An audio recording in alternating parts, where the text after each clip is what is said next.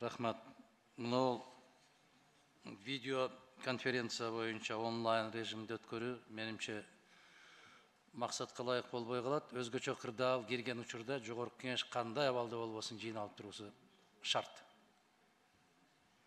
Ошондуктан биз видео конференция күттүк эле, байланыш жакшы болбой калды.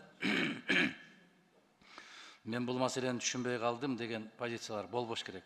Жогорку кеңеш ок жаап атса да, башка болсо дагы жогорку кеңеш жыйналышта болушу керек. Мына кече 20-жылы көрдүңөр го. Бир кичине балекет боло кетти. Улуттук коопсуздук кызматынын жетекчиси качты, ички иштер министри качты, башкалары качты. Депутаттарын көпчүлүгүн жанагы чек аранын ар жагынан кармап келишти. Бул не деген жогорку кеңеш? Бул не деген жоопкерчилик? Жакшы болуп аткан учурда олтуралы ак үйдө. Кокус бирдеме болуп кеткен болсо, чычкандай болуп ийинге кирип кетебизби? Ошондуктан өзгөчө кырдаал болуп аткан мезгилде тескерисинче жогорку кеңеш биримдигин көрсөтүп, жыйындар залында болуш керек.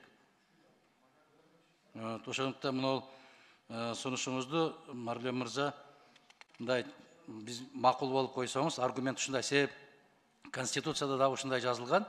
Өзгөчө кырдаал киргизген учурда 24-48 сааттын ичинде жогорку кеңеш жыйналууга милдеттүү болуп турат. Анан мен видео конференция күттүм эле деген болбой калат. Алахан Кесанович, мындай болгондо, жана ковид болгондо 6-чакырылыштын депутаттары чогулбай койгонбуз. Чогула албай койгонбуз, анткени белгисиз болуп калган. Бул оору жугуштуу деп ошондой жанагындай тартип менен Минздрав айтып калды. Билесиздер да, керек болсо дистанция болуш керек, бир жерде чогулбаш керек деген требование болуп калды. Биз эми келечекке эле коюп койдук да, мүмкүн кандай оору болуп калат, оорулар болуп калат.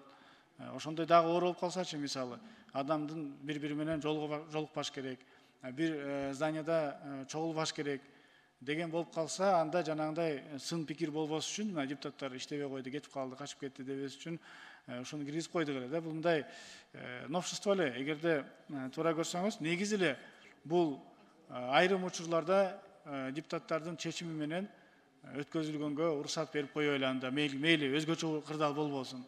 Негизи эле ушундайга биз жол берип койсок, келечекке керек эле нерсе деп ойлодум эле да, комитеттерде деле. Мыйзамда бир жылчык калбаш керек да. Эки окуу, эки түшүнүк пайда болбош керек. Эмне болот экен деген чыгат да, эртең эле эмне болот экен, ушундай кылып мыйзамда жазылып турбайбы деген шылтоо калтырбашыбыз керек биз. Биз жогорку кеңештин депутаттары элдин өкүлүбүз. Эмне болуп кеткен кезде дагы жыйналышыбыз керек. Топтолушубуз керек, көзмө-көз олтуруп маселени талкуу кылышыбыз керек да. Анан мындай кырдаалда качып кетип барып, алыста бири-бирибиз менен сүйлөшүп отурган менимче туура эмес болуп калат.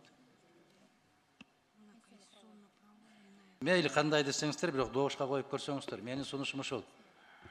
Биз элдин башына түшкөн тагдыр менен тең бөлүшүшүбүз керек.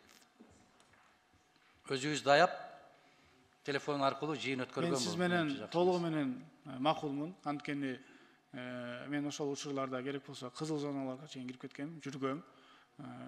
Бул жерде мен өзүм үчүн эле айтып атам да, бирок айрым учурларда болуп калды да, көрдүк да, чогулбай коюшту. Мен ошондо ушуну ойлодум эле, ушуну киргизип койсок бекен, ушундай учурларда мүмкүн керек болуп калабы деген эле, мындай немеде. Эгерде андай деле принципиалдуу болбосо, мен ага деле толук турбайм, калып койсо алып кое бериңиздер.